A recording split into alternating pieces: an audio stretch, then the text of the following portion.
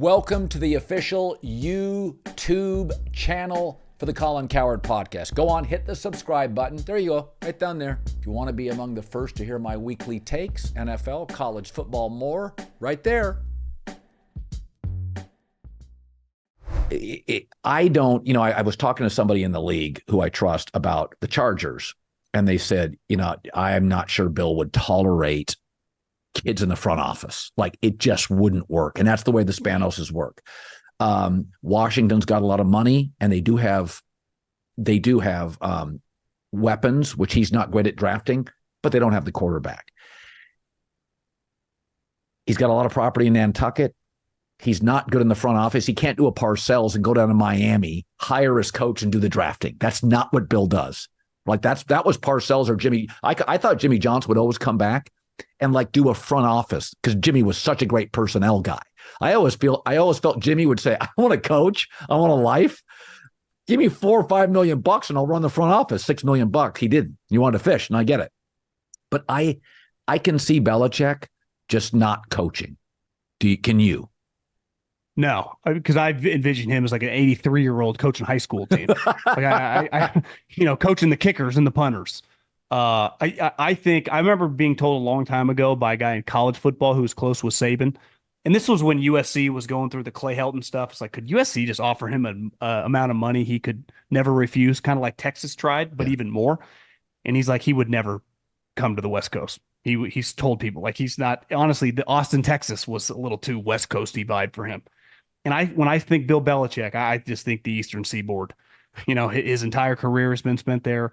It kind of fits his personality, the type guys. It's a little more gruff. You can be an asshole. Yeah. Even separate from the organizational setup with the Chargers. So I expect him. And to me, I think he's earned the right. They should fire him. Like, not try to trade him, and just have a clean, fire him, let him choose his destination. You shouldn't be worried about him going somewhere. Now, I could understand, like, if the Bills fired McDermott, would you want him going in division, or the Jets? Even though he hates the Jets, but you never know, maybe out of spite, he's kind of a spiteful guy. I think it's tricky because he's earned him and Tom, so much money, right? He has been one of the great employees in, like, the history of America. And now he hasn't been the easiest guy to deal with, but from the pocketbook. So I expect him to go to Washington. That would be my best guess, would be the Washington Commanders. He's their head coach. And it probably, I don't expect them to be some powerhouse. And I don't think he clearly still a pretty good defensive coordinator. Yeah. He can bring Josh McDaniels with him, which I think makes him a lot more desirable, because it's pretty clear. Like, without Josh McDaniels, he's not exactly the same guy. Billy O'Brien is not as good as an offensive coordinator as Josh is for Bill. But to me, the Washington Commanders doesn't just make a lot of sense out of that region, that area. And they would pay him. They'd make him the highest paid guy. They'd give him a 5-year, $100 million deal and be public, $20 million a year. By the way, DC, he would be able to get on his private jet and go to Nantucket. It's close. It would just, for his lifestyle. By the way, he's got places in Jupiter, Florida, Nantucket. It's easy. It's East Coast. I think Tomlin, and listen, whether they fire him or not, I think it's over. A lot like Bill. Their record isn't as bad, but what are we watching? This team is worse than they've been. Even if they end up going 9-8, they stink. I mean, they got worked. To me, like Bill, Tomlin has a lot of similarities with Andy. Yeah. And McCarthy, when they both got fired in Philadelphia and Green Bay, and they both resurrected their career other places. To me, he's a huge personality. He's a big name. I actually think he would make a lot of sense with the Chargers. Yeah. He just knows what he's doing. I heard you talking about it on Friday. Let's talk right now. They need some culture. Okay, graphics people, put up Chargers talk. So this has been discussed. So I know 2 network executives that would absolutely hire Tomlin tomorrow. He'd be for sure great on TV. But I do think the Chargers make sense. He doesn't necessarily give a rip about personnel. He would look up and go, here's what I don't want. I won with a star quarterback. I don't want a backup. You could get out of the Kenny Pickett situation, which is weird. It's dicey because he's a local kid. The Steelers don't want to send him shipping. They're going to be totally sensitive with Kenny Pickett, and he's just not good enough, period. He's like the 12th best quarterback, 13th best quarterback in the AFC. Like, it doesn't work. Yeah. I think it's a time to exit. You leave, you got Super Bowls, you have the stories for a month, networks vying for him. I don't think he wants control in the front office. He won't get it. So I actually think Tomlin to the Chargers makes a ton of sense. Yeah, to me, we talk about the Chargers a lot like the Clippers. Well, what did Ballmer do? He went out and got Ty Lue, a real coach. Now, basketball, it's a little different, but to me, there's a name recognition that gives them some just headline power in Los Angeles. And he's proven to be very serviceable. And to me, they can't afford, like Ben Johnson might go on to be the next Shanahan or McVay, or he might just be like the next Joe Judge or some other coordinator who flops. They need to get a guy. That's why Belichick, Harbaugh, Tomlin. To me, Dan Quinn is a name, but he was not that successful when Kyle Shanahan left him. Say what you want about Tomlin. He's had a lot of different coordinators, and he's consistently won. I mean, Dan Quinn bottomed out. Tomlin never bottoms out.